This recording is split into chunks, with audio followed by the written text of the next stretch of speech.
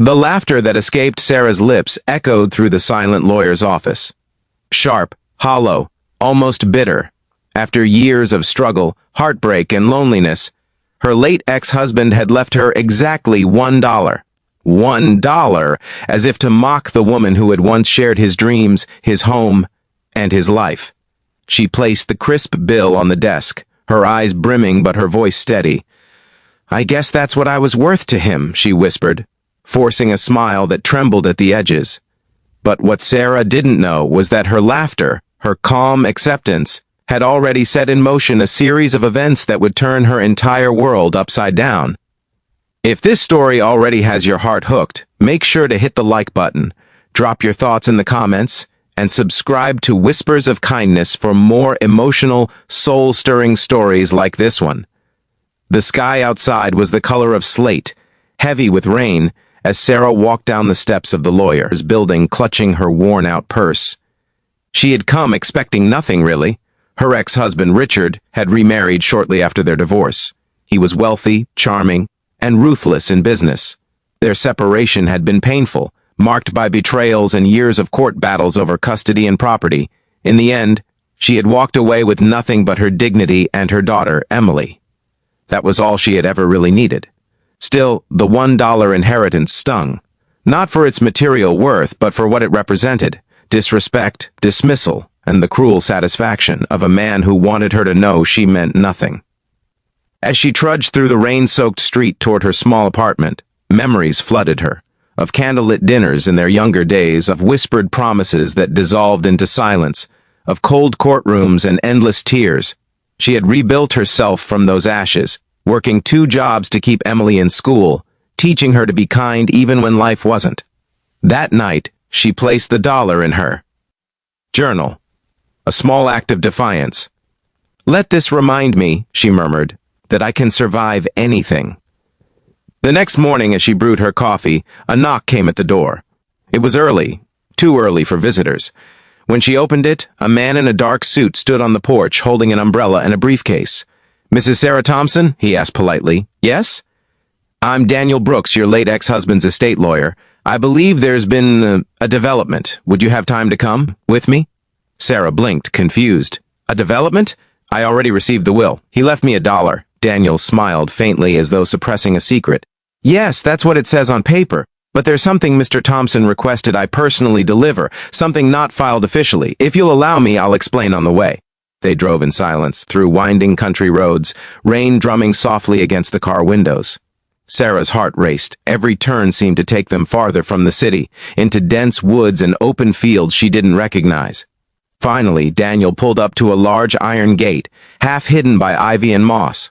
Beyond it stood a sprawling estate, its stone walls weathered but majestic, its gardens wild yet alive. Sarah stared, stunned. What is this place?" Daniel exhaled deeply. "This, Mrs. Thompson, is your real inheritance." She turned sharply toward him, disbelief flickering in her eyes. "That's impossible. Richard's wife, his new family, they would have taken everything. That's where it gets complicated," Daniel said, opening his briefcase. He handed her a sealed letter, the paper yellowed at the edges but unmistakably written in Richard's hand. With trembling fingers, Sarah opened it. "Sarah, if you're reading this, then it means I'm gone. I know you laughed when you saw the will. I knew you would. You always had that quiet strength, that defiant grace even when the world turned cruel." The $1 wasn't an insult. It was a signal, a key of sorts. "You'll understand soon. I've made many mistakes. I was proud, selfish, and blind. I thought wealth could fill the void that losing you and Emily left in my life. But the truth is, it never did. This estate, this land, is yours. I bought it in your name years ago when we still dreamed of building a retreat for abandoned children. You probably thought I forgot. I didn't. I just didn't have the courage to tell you I still believed in that dream. Please, Sarah, don't sell this place. Finish what we started. Richard." Her vision blurred as tears fell onto the page. She had hated him for so long, resented the man who broke her heart, but now all she could feel was sorrow, regret. Daniel led her through the estate, an old stone house surrounded by lush meadows, a quiet lake shimmering behind it. The air smelled of pine and rain-soaked earth. Inside, dust sheets covered the furniture, but there was warmth in the faded photographs on the walls, pictures of her, of Emily as a baby, even of her parents. She hadn't known Richard had kept them. "Why didn't he tell me?" she whispered. Daniel sighed. "He tried. He reached out a few times through intermediaries, but you refused contact after the divorce. He didn't blame you. In fact, he said he understood." Sarah sat on the grand staircase holding the letter close. For the first time in years, she felt something shift inside her. Not forgiveness exactly, but peace beginning to take root. Over the next few weeks, she began restoring the estate. Emily, now in college, joined her during breaks, and together they painted, planted, and cleaned. Slowly, the mansion began to breathe again. One morning, as sunlight streamed through the tall windows, Sarah stood in the main hall gazing at a faded blueprint framed on the wall. It was labeled The Haven Project. She remembered now, years ago, before everything fell apart, she and Richard had dreamed of creating a refuge for abandoned and abused children. A home filled with kindness and second chances. Her voice trembled as she said aloud, "Let's finish what we started." And so she did.